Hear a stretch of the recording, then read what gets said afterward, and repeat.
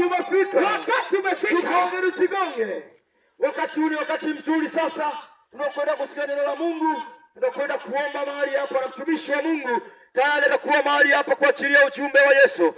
Bwana Mungu, ukatie mahali pa juu palipoinuka. Tazama Kristo wa Nazareti, wao waliosema kwamba mtu hatoishi kwa mkate peke yake, ila katika kila neno litokalo katika kinywa cha Bwana. Tazama Kristo wa Nazareti, tunaachilia damu yako kwenye kila masikio ambayo yanasikia sauti yako kupitia mtumishi wako. Mungu uliyempaka mafuta aweze kusimama mahali hapa na kuachilia neno lako ya Kristo. Tunahitaji Mfalme, nguvu zako na uwezo wako na neema yako Kristo ikapate kuachiliwa Kristo wa Nazareti juu ya mmoja mmoja. Tunaamini ya Bwana ya kwamba wewe ni Mungu usiyeshindwa, wewe ni Mungu unayeweza. Sifa na utukufu wa Jehova vyote ni vyako. Amen.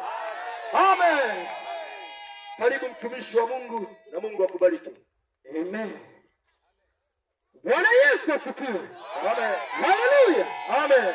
Basi nikualike kabisa wewe unayesikia sauti hii ya mtumishi wa Mungu mwinjilisti Ibrahimu Lucas.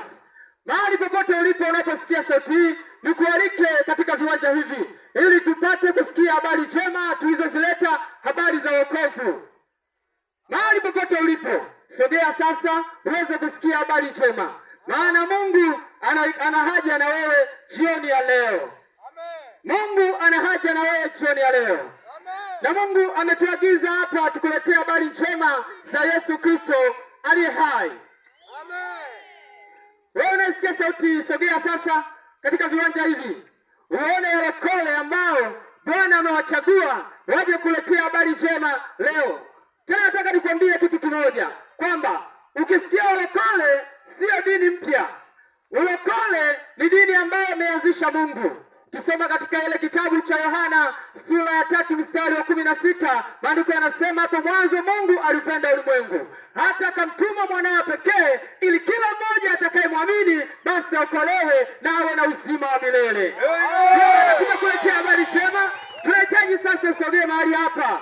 Wewe mama, baba, kijana unasikia sauti hii. Na ujumbe wa leo, habari njema ninayokuletea ni kwamba Yesu Kristo anaweza kubadilisha maisha yako. Amen. Kwamba Yesu Kristo ndio badiliko halisi la maisha yako. Amen. Wewe ambaye umekuwa ukiteseka na kuteswa na kiu ya kufanya jambo ambalo usilolipenda.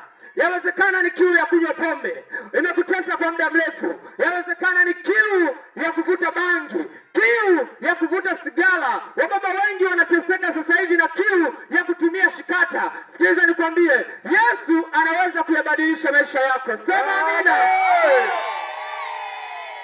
Kiu hiyo ulio nayo haiwezi kutoka tu hivi hivi. Maana kiu ya pombe haitoki kwa kunywa pombe, na kiu ya wizi haitoki kwa kuendelea kuiba, wala kiu yako ulio nayo haiwezi kutoka kwa kuendelea kutumia kile kitu ambacho kinakufanya endelee kuwa na kiu. Lakini Yesu Kristo wa uzima yuko mahali hapa kwa ajili ya kuibadilisha maisha yako na kukuondolea kiu iliyo ndani yako. Sema amina. Amen. Yesu makofi.